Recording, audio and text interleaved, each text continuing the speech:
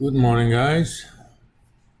Let's see, Clayton, Kayla Brown, Mason, Jaylianne,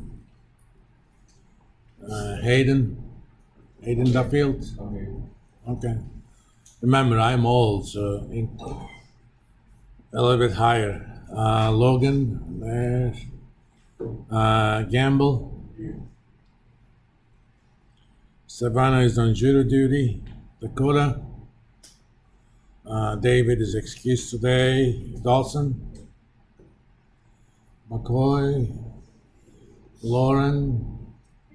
Okay. I'm gonna get used to the New York places.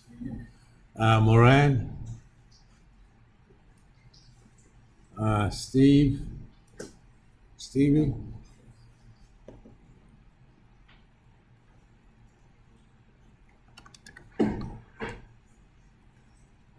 Let me see if I'm in the.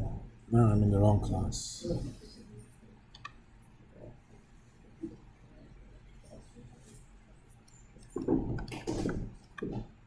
Oh, Steve just came in, so I don't have to write or absent. Carter, I think I saw him. Randall. Jared is excused. Shorty. Bryson. You're not Shorty. Man, you had a better haircut last time. Make sure don't go to that barber again. Okay, Bryson. Here.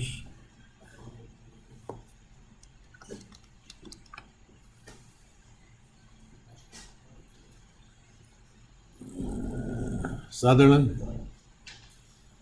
Tiley. Clayton, I think I saw him. Yeah. Sharon. Blake, here's, and Wilson Savannah. Okay. Doesn't it feel better to be in this room compared to that room? This class never used to be this big. We're getting a lot of new finance majors. That's one of the reasons. I mean, we're offering finance 301 every semester. I have 29 people over there. It's capped. Finance is not probably, the fastest growing business major here.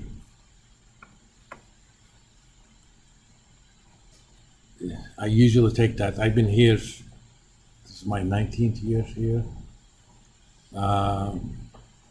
When the number of finance majors are increasing, that's usually a good indication for economy. People have expectations. All right, two little announcements. I posted the syllabus with the schedule and all. I mean, nothing major changed as far as your grading stuff is concerned, but this is it has roughly when you should expect those assignments. Of course, anytime you make a schedule at the beginning of the semester, that's more of an aspiration. You hope that'll happen, but stuff happens. Basically, the scheduling of assignments are right after those topics are covered, right? As you know, we have no exams in this class. And Bryson just walked in, so we're full Monty here. And I also added a little tab over there. It says lecture videos. Obviously, I haven't done anything for this stuff done last time. Oh, I thought I put it in here. Apparently not. Anyway, no? Okay, I have. Oh. I was doubting myself. I knew I did it. Given that I teach only 2 classes in the morning, more than likely you'll have these up by dinner time, depending upon when you're eating your dinner. It varies from country to country. Do you know what they call dinner in Norwegian? They call it middag or middageten. It basically means middle of the day food. Of course, when you have nights, days that long in the summer, that could actually be the middle of the day. You can get what's called white nights in north of Norway. You get maybe 2 hours of darkness a day in the summer. But you pay for it with only 2 hours of daylight in the winter. All right.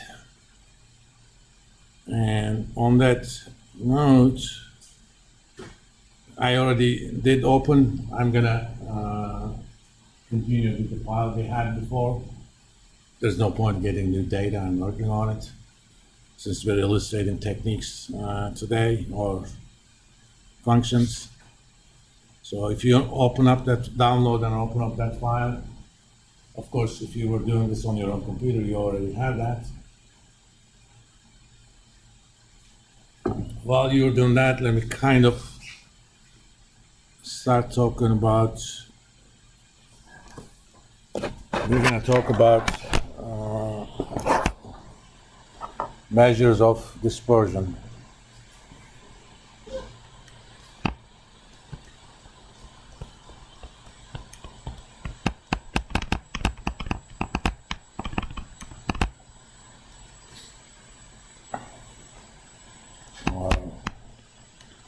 You can think of this as volatility. Depends upon, in the old days, they actually called this scholasticity. I used to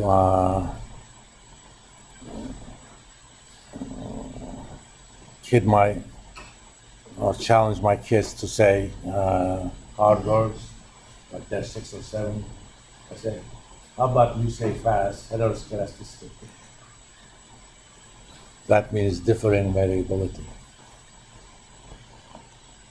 Now, typically we're going to talk about a sample of size n, okay? Not sideways S, n. And our sample mean is typically, not typically, 1 over n xi. That's fancy sign, basically says for each value of I, add them up. Okay? This is called a summation sign. Now, for the most traditional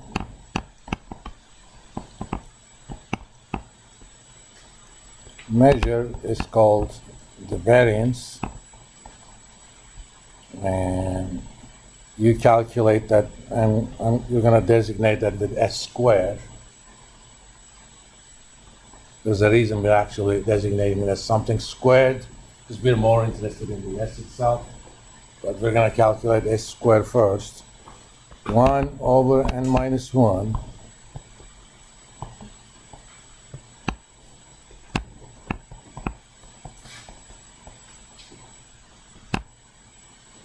This simply means for each sample point, calculate the distance between the value of the variable and the average or the mean, square that distance, and add them up, divided by n minus 1.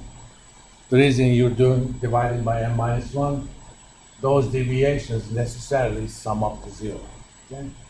So technically speaking, you have only n minus 1 independent squares. For any sample, some of those would be 0. In a large sample, it doesn't make that much difference. And the trouble with that is units of variance are squares of original data units. Okay. So if we're talking about percent return, the units of the average is percent, but units of the variance is percent squared. Who the hell knows what a percent squared is? I don't. Yeah, it doesn't mean anything. That's why we're gonna calculate something called standard deviation, which is simply square root of the variance. Now, units of that is same as the original units. You're probably thinking, why are we calculating such a convoluted measure? Turns out it is related to so-called normal distribution or the Gaussian distribution. I'm calculating the square deviations from the mean, average them, and take the square root of them. It's very convoluted. But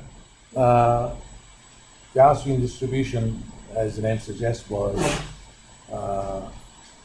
discovered by the great Gauss himself. And, he's a very popular guy. And for large samples,